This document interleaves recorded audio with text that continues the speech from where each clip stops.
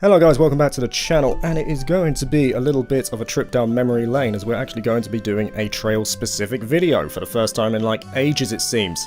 And that's because today we're going to be talking about Trails in the Sky, and I would like to think that all Trails fans, me and long-term fans of this channel I hope, have been trying to keep up to date with the big developments surrounding this trilogy, as it seems like there's a lot of mystery surrounding it at the moment. And that is because the Sky trilogy for many years now has had a problem. It is the starting point that not everyone can easily access. There is no argument to be had here at all, okay? If you want the most optimal Trails experience, you start with the Sky trilogy, and then you work your way from there. You go to Crossbell, Cold Steel, Reverie, and then finally Daybreak as well, and go from there. There is no debate to be had that this is the most optimal point. Is it the best entry point to bring new fans on board? That is debatable. Some will bounce off Sky First Chapter and then come back after they've played another game. I was the same. I bounced off Sky First Chapter, 5 years later I went to Cold Steel, and then I came back to the Sky Trilogy and made my way through the series. Daybreak is going to do exactly the same thing, and Zero did it to a lesser extent when it was localised back in 2022. But the point is that Sky will always be optimal. And it is important therefore to make sure that it is available to as many people as possible. And that is the biggest issue that the Sky Trilogy has. Irrespective of what you may think about how the games have aged, which I've got no problem with whatsoever, I think they're still amazing games even to this day, the biggest issue is undoubtedly its accessibility. Not everyone wants to play on a PC, and not everyone has the original native hardware. And the reason we're bringing this up now is because Kondo and Falcom have acknowledged that this is a problem that they want to address. And recent developments have confused me a bit, as I'm not sure what to expect, so I'm going to try and compile everything together and we'll kind of work through it in chronological order to try and piece together an answer for ourselves.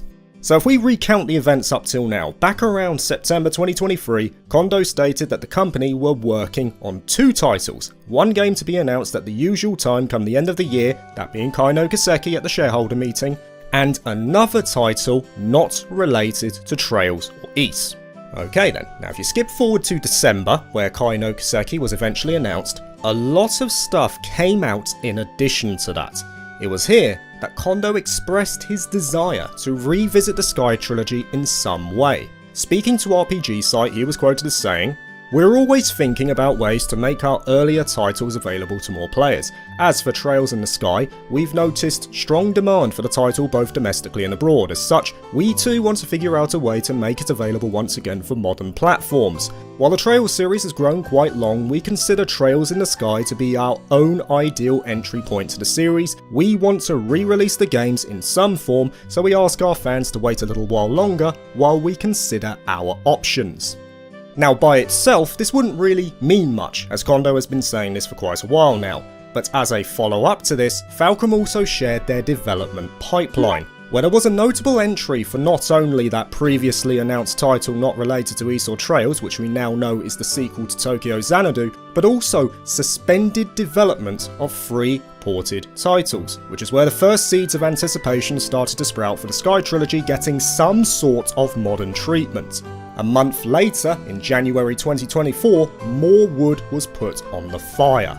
Kondo confirmed that Falcom were working on a remake for an old game, specifically a title that a lot of employees joined the company for because they loved it so much, and they wanted to finish their work with Kai so that they could devote themselves to that. Now initially, I only saw that they were remaking an old game, so my mind instantly jumped to Ys 5, because it would fit the pattern for the Ys series where a new archetype of gameplay came out, and then was followed by a canonical remake. In this case, it would be Ys 10 Nordics, followed by an Ys 5 remake. However, when I read it was a beloved title, Ys 5 went out of my head. Even developers who worked on it have been quoted as saying they weren't happy with its eventual outcome, so the likelihood was not that, and rather something like Sky First Chapter. Now specifically, at this time, Kondo also said this: "In fact, we have already been preparing a new work that can be used as an introduction to the Kiseki series, but it cannot be revealed as of yet, and we hope to disclose it during the 20th anniversary of the Kiseki series, so we ask that players please wait for a little while longer." And then in regards to the remake, We do have plans to completely remake an old title, but we will let you know when it is appropriate to announce it. Currently, the development team is actively working on a remake of it, and we hope to complete Kai no Kiseki as soon as possible so that we can devote ourselves to this remake. There are many employees who love this title so much that they joined Falcom because of it. Now, these quotes say to me that they are working on 2 separate games, which aligns with that list that we saw earlier, that development pipeline. The new work to bring fans in, I think, is the game After Kai, the start of the penultimate arc of the Trails series. Kondo has been quoted before as saying that after Kai we have about 2 arcs left, and I think this is the start of that. That title is going to be the unannounced Trails title, the second one down on the list. The other one he mentions is this Seeming Sky remake, which apparently will also be worked on after Kai is finished. So this already raises a bit of confusion in me already, because in my mind, Tokyo Xanadu's sequel will be up next, unless Falcom are planning to release more than one new title a year. Now lastly was an update in June, this month, where Kondo has effectively confirmed that something is in the works for Sky, and they want to announce it sometime around the 20th anniversary of the series, in other words, now. In theory, we have Tokyo Xanadu's sequel, a new Trails game that continues the storyline of the series as it begins to close out, and then this remake.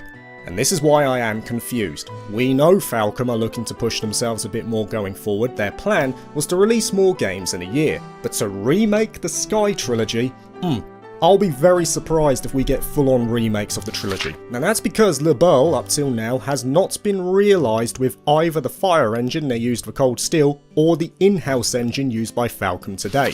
Even though they have a lot of the 3D models for the characters per se, they still need to make the land from the ground up. Would I like the Sky trilogy remade? Of course I would, but I can't see how they're going to do it unless they're in the really early stages of it and they plan to keep this development going for like half a decade.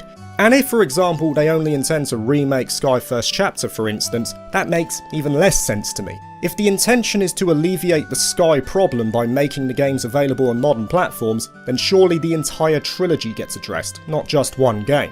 What I think is happening is they are simply porting them, as per the list we saw in December, similar to what they did with Zero and Azure when the Kai versions released a few years ago, and that would still be fine. Kai versions of Sky would alleviate the biggest issue that the Sky trilogy has, which is accessibility.